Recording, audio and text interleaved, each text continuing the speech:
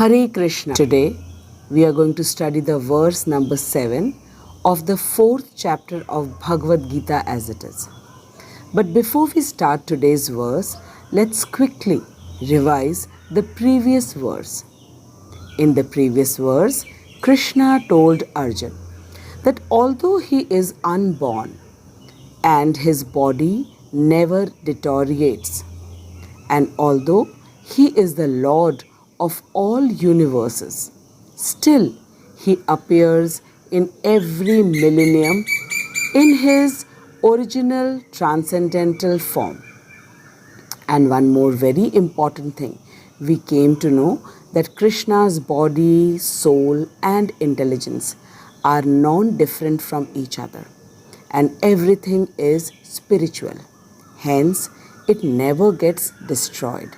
And on the contrary, we living beings, body, soul and intelligence are not same. Our body is a combination of 5 material elements, that is earth, sky, air, fire and water. And our soul is a part of the absolute truth Krishna, and our intelligence is the subtle body, which can be felt but never seen like air. Further, we learnt that since Krishna's body, soul and intelligence are all spiritual, and he appears with the powers of his own internal potency, so his body never gets destroyed and his memory is always intact, whereas the body of we living beings gets destroyed, and with the destruction of the body, our memory is also completely lost about the past births. Now Arjun got a clear information about how Krishna appears and disappears like the sun and the moon. Now one more question arose in the mind of Arjun, that when does Krishna appear on this material earth? Krishna is Sarvagya. He is all-pervading. He knows everything. So he understood Arjun's mind, and before Arjun could ask a question, Krishna is himself telling him that when does he appear. And we are going to know it in today's verse, that is the verse number 7. This particular verse is very famous, and I am sure that everyone knows it. So now let us all recite the verse number 7. Yada yada hi dharmasya glanirбhavati bharata abhyutthan adharmasya tadatmanam srijamyaham. Yada yada hi dharmasya glanirбhavati bharata abhyutthanam adharmasya tadatmanam srijami aham. Yada, whenever. Yada, wherever. He, certainly. Dharmasya, of religion. Glanihi, discrepancies. Bhavati, manifests, becomes. Bharata, O descendant of Bharat. Abhyutthanam, predominance. Adharmasya, of irreligion. Tada, at that time. Atmanam, self. Srijami, manifest. Aham, I. Krishna is telling to Arjun, whenever and wherever there is a decline in religious practice, O descendant of Bharat, and a predominant rise of irreligion, at that time I descend myself. Krishna is telling to Arjun that whenever and wherever there is a decline in religious practices, O descendant of Bharata, and a predominant rise of irreligion, at that time I descend myself. Now let us read the purport of Srila Prabhupada to have a better and clear understanding of this shlok. Srila Prabhupada ki jai, all the acharyas ki jai. Srila Prabhupada says that the word srijami is significant here, and srijami cannot be used in the sense of creation, because according to the previous verse, there is no creation of the Krishna's form or body, since all the forms are eternally existent by the power of his own internal potencies. Therefore, Srijami means that Krishna manifests himself as he is, although Krishna appears namely at the end of Dwapar Yuga of the 28th millennium of the 8th Manu in one day of Brahmaji.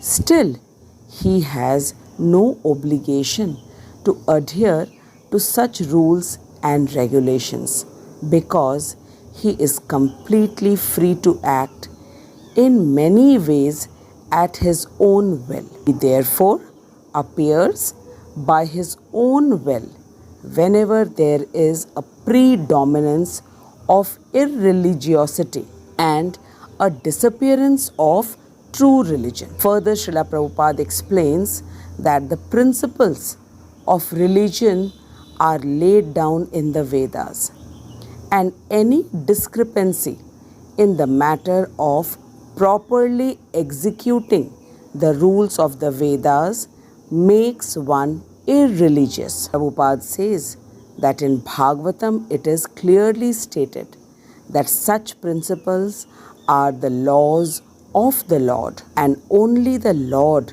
can manufacture a system of religion. Prabhupada says that the Vedas are also accepted as originally spoken by the Lord himself to Brahmaji from within his heart.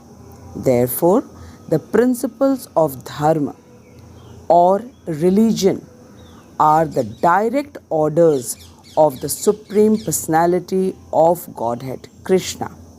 Dharmam tu sakshat bhagavat pranetam. Prabhupada further says that these principles are clearly indicated through the Bhagwat Gita, and the purpose of the Vedas is to establish such principles under the order of the Supreme Lord, and the Lord directly orders at the end of Gita that the highest principle is to surrender unto him only and nothing more. Sarv dharman parityaje mam ekam sharanam vraj. Krishna clearly says, leave all other religion and all other dharma and surrender unto him. But this does not mean that we do not have to do our prescribed duties being in this world. We have to do, but we have to surrender ourselves to Krishna, means we have to do all the work according to the instructions of the Vedas. Further, Prabhupada says that the Vedic principles pushes one towards complete surrender unto Krishna, and whenever such principles are disturbed by the demonic people, the Lord himself appears. Srila Prabhupada says that from the Bhagavatam, we understand that Lord Buddha is the incarnation of Krishna, who appeared when materialism was at its peak, and materialists were using the pretext of the authority of the Veda. Prabhupada says that although there are certain restrictive rules and regulations regarding animal sacrifice for particular purposes in the Vedas, but people of demonic tendency still took to animal sacrifice without reference to the Vedic principles. Lord Buddha appeared to stop this nonsense and to establish the Vedic principles of non-violence. Therefore, each and every avatar or incarnation of the Lord has a particular mission, and they are all described in the revealed scriptures. Prabhupada clearly says that no one should be accepted as an avatar unless he is referred to be in the scriptures. Prabhupada further says that it is not a fact that Lord appears only on Indian soil.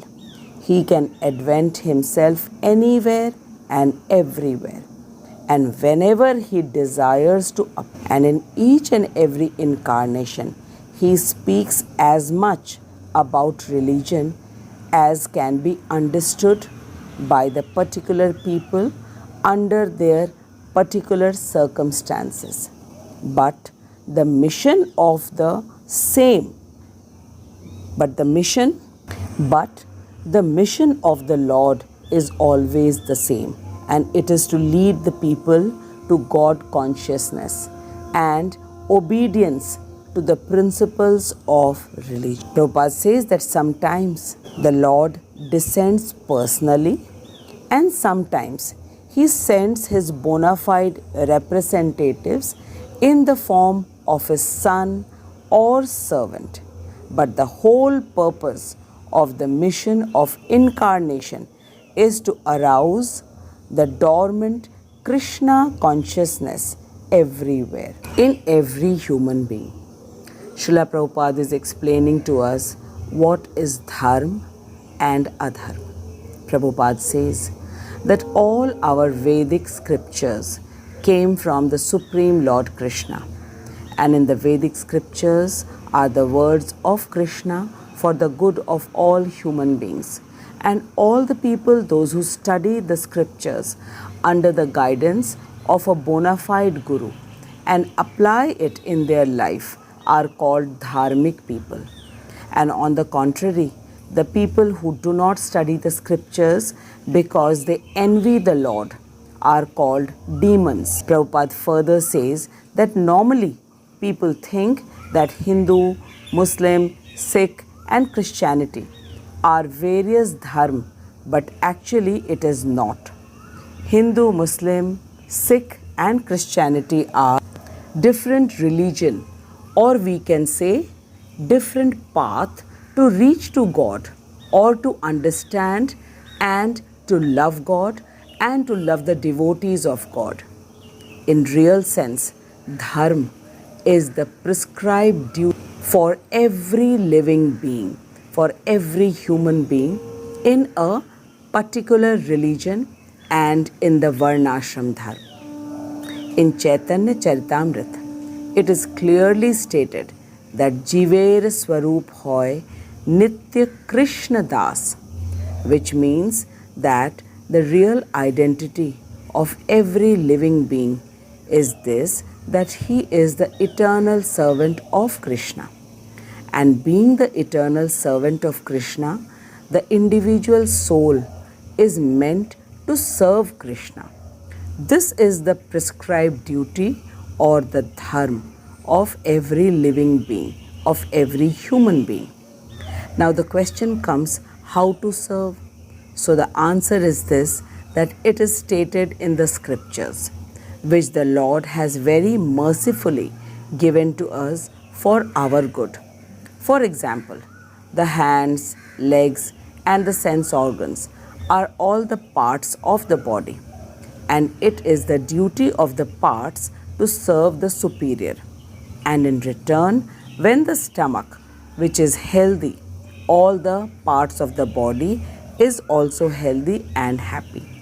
So this is very simple to understand, that the subordinate should serve the superior. And when there is a discrepancy in it, then there is a disturbance, which means that there is a predominant rise of adharma. And then Krishna appears on this temporary material earth. I am sure that it is very clear to all of us by now that how and when does the Supreme Absolute Krishna appear or takes avatar. on this earth. Every avatar or incarnation of the Lord has a specific mission, but it is mainly to arouse the dormant Krishna consciousness in all the human beings.